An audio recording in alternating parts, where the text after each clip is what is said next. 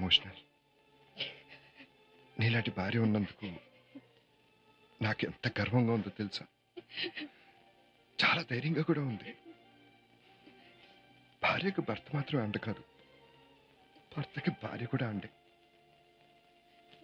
ఇలా ఒకరికొకరు తోడుగా ఉన్నప్పుడు మనల్ని ఎవరు విడతీయగలరు చెప్పు? మగవాళ్ళకు కూడా ఇలాంటి పరిస్థితి రాకూడదండి. నిజంగా చాలా పెరిగినానండి. తట్టుకోలేను, అస్సలు తట్టుకోలేను. గట్టిగా ఏడవాలి.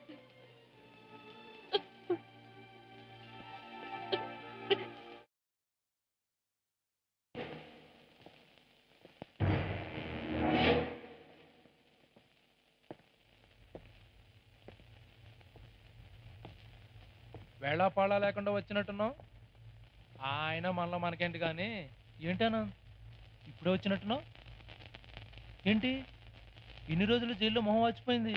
ప్రసాద్, నాకు చాలా టెంప్టింగ్గా ఉంది. మరదలు గారి చేతి వంటని రుచి చూడండి. చూడానంద్, నువ్వు బయటకు వచ్చింది కేవలం పెరోల్ మీదనే. తీర్పు తేలాల్సింది స్పెషల్ కోర్టులో. అక్కడ సాక్ష్యాలన్నీ కరెక్ట్గా ప్రెజెంట్ కాబడాలి, సాక్షులు సరిగ్గా చెప్పాలి. ఇంకా చాలా తతంగా ఉంది. అన్నీ నీకు అనుకూలంగా జరిగినప్పుడు కదా నువ్వు పూర్తిగా బయటకు వచ్చేది. ఈలోగా నువ్వు అనవసరంగా తోక జాడించుకుంటా ఉంటే మంచిది. నువ్వు పర్వాలేదయ్యా, జెంటిల్మెన్వే. నీ పెళ్ళానికి కాస్త జోరెక్కువ, కొంచెం కంట్రోల్ చేయగలిగితే మంచిది. ఇన్నాళ్ళు పోలీసులు తలుచుకుంటే ఏమిటో చూశారు, ఇక పోలీసులతో పెట్టుకున్నారా అనుభవించాల్సింది చాలా దారుణంగా ఉంటుంది.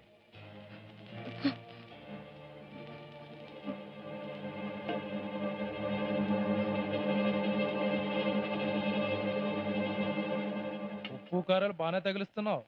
నీ ఆకలి సంగతి చూసుకుంటే సరిపోదు. పాపం తన ఆకలి సంగతి కూడా కాస్త చూడు.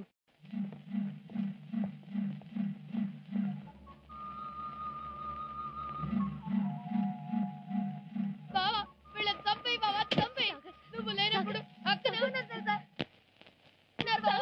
అక్క జుట్టు పట్టుకుని త్వరగా ఈడ్చుకుంటూ వెళ్ళి తిరిగిపోతుంది. తప్పుడు పని చేసేదని కోర్టులో ఫైన్ కూడా కట్టించారు బాబా. వీళ్ళని ప్రాణాలతో వదలకూడదు. వీళ్ళని నరికేయి బాబా, నరికేయి.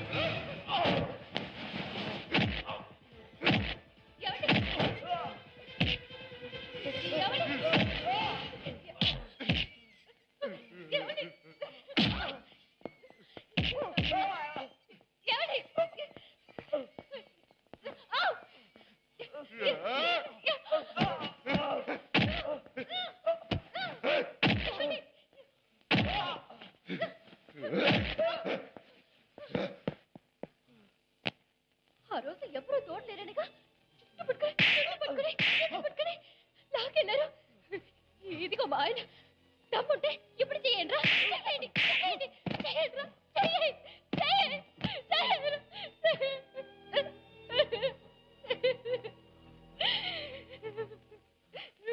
చూడండి,